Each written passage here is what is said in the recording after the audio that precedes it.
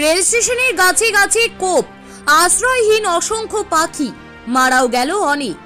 Rishra rail স্টেশনের প্ল্যাটফর্মে প্রাচীন বট অশ্বত্থ গাছ কাটা শুরু হয় গত কয়েকদিন ধরে, আর তাতেই আশ্রয়হীন হয়ে পড়ে বহু পাখি।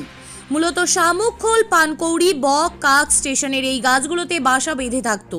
সেই গাছের ডালে কোপ পড়তেই বাসা ভেঙে নিচে পড়ে যায় অনেক পাখি। সদ্য ডিম ফুটে বেরিয়েছে, চোখ ফোটেনি, এখনো উঠতে শেখেনি, এমন অনেক পাখির ছানা মারা গেছে। খবর পেয়ে স্থানীয় পরিবেশ প্রেমী, পশুপ্রেমীরা এসে পাখিদের বাঁচানোর চেষ্টা করেন। খবর দেওয়া হয় বন দপ্তরে। পশু পক্ষী প্রেমী চন্দন ক্লেমেন্ট সিং বলেন, রিষড়া স্টেশনে কতগুলো গাছ কাটা হয়েছে, সেই গাছে যেসব পাখিরা বাসা ছিল সেগুলো নষ্ট হয়েছে। অনেক পাখির ডিম নষ্ট হয়েছে, পাখি মারা গেছে।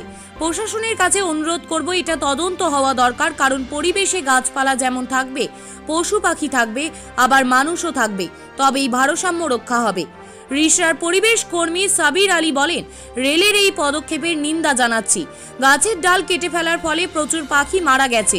গাছ আমাদেরও ছায়া দেয়, এভাবে গাছ কেটে যদি পরিবেশকে ধ্বংস করা হয় তার প্রতিবাদ জানাচ্ছি আমরা চাইছি রেল যেমন গাছ কেটেছে আরও গাছ এখানে লাগাক। রিষড়ায় আরও অনেক সমস্যা আছে, আন্ডারপাস, লেভেল ক্রসিং এর সমস্যা আছে, সেগুলো নিয়ে ভাবনা নেই রেলের। এই ঘটনা নিয়ে এলাকার পরিবেশ প্রেমী এবং পশুপ্রেমী সংগঠন সরব হয়েছে।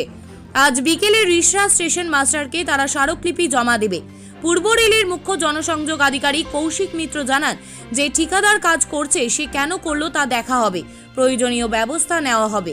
মানে পানকৌড়ি পাখি, জুভিনাইল এবং ডিম মারা গেছে, এবং ওই চত্বরেই বড় বড় গাছ, রেল স্টেশন চত্বরেই ডালপালা এগুলোকে ছাঁটা হয়েছে।